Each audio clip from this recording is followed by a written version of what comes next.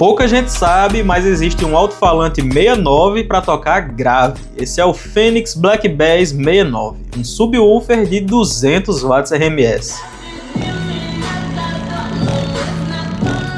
Esse sub foi feito por uma marca muito famosa lá na Rússia, mas que ainda não chegou aqui no Brasil, é a DL Audio. E um sub desse aqui você consegue ele por 6.500 rublos, que dá ali R$450, fora a taxa de importação. Agora, se você gostou desse conteúdo, não esquece de me seguir aqui.